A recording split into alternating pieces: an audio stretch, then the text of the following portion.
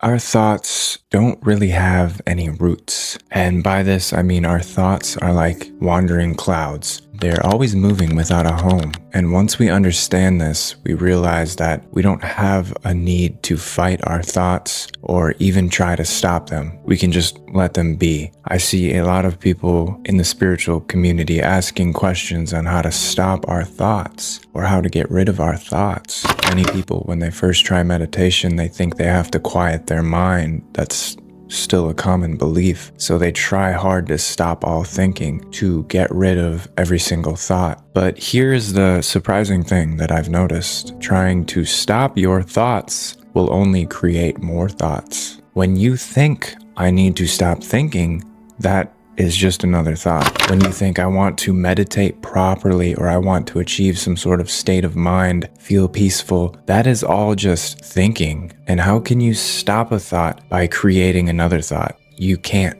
It's just a story. You're better off asking yourself, who's fighting? Who are you? Really? Just another thought? Just a story that you're telling yourself? So rather than making yourself this battleground for thoughts fighting against each other, take a step back from that. Don't even take a step back from that. Maybe just let go and see it for what it is. Become a watcher instead of the doer, the observer, and start to see these thoughts float by like clouds passing in the sky, because then you'll see them start to fade on their own. Not because you push them away, but because you've become aware. Now, real meditation is happening. There's a becoming of a witness. When you feel good or bad, strong or weak, those are all just thoughts. It's just another thought. It doesn't change who you are deep inside. And you are like the sky, always there, always steady, no matter what clouds pass by. Thoughts and feelings come and go, but the inner self remains the same. And once you see that, you're not tied down by a single thought or a single feeling anymore. Imagine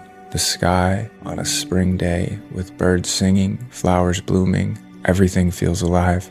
Now imagine you're looking at the sky. The more you look, the less you notice your thoughts. The more deeply you look, the more your thoughts seem to disappear. They just start to feel really small and unimportant. And this is like holding the secret key, a key that unlocks a sense of peace inside of you. Like the clouds in the sky, your thoughts aren't attached to anything. They just float. Once you understand this, the constant need to label things as good or bad fades away. And once you stop labeling, your desires start to fade away as well. You don't feel the need to chase after things or to run from things either.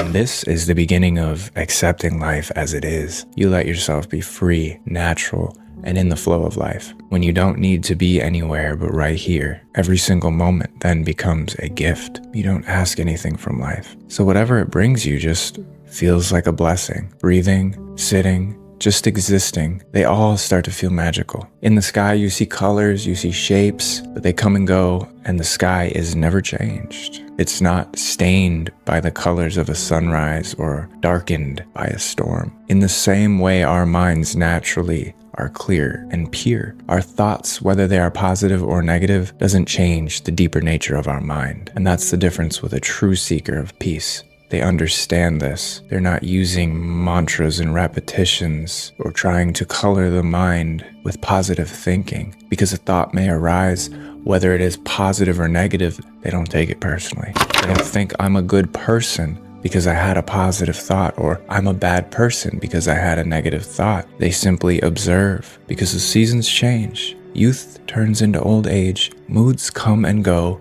but the true seeker stays steady. And this is the essence of true freedom. Just like the sky, which remains the same even when the clouds and storms pass through, a true seeker watches life with acceptance.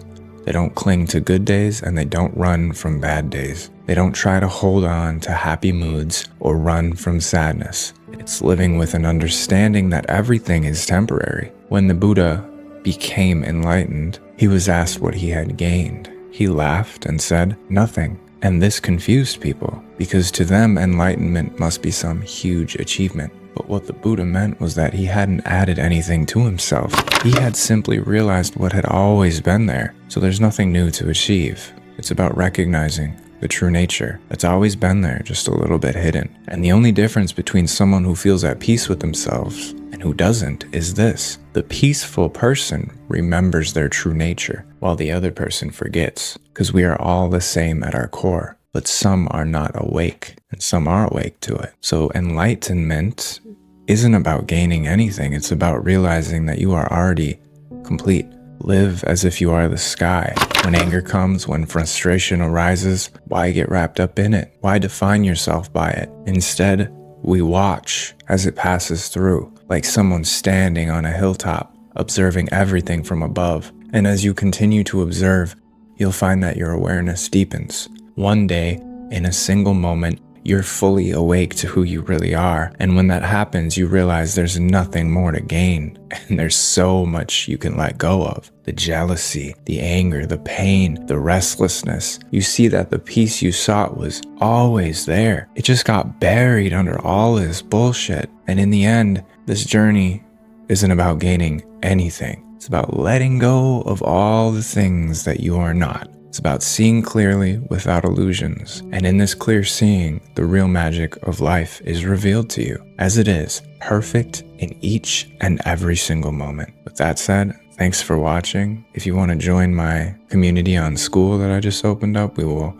be doing group active meditations together. Still trying to get some more people to join before we start it up. So if that interests you, please join. And until next time, blessings.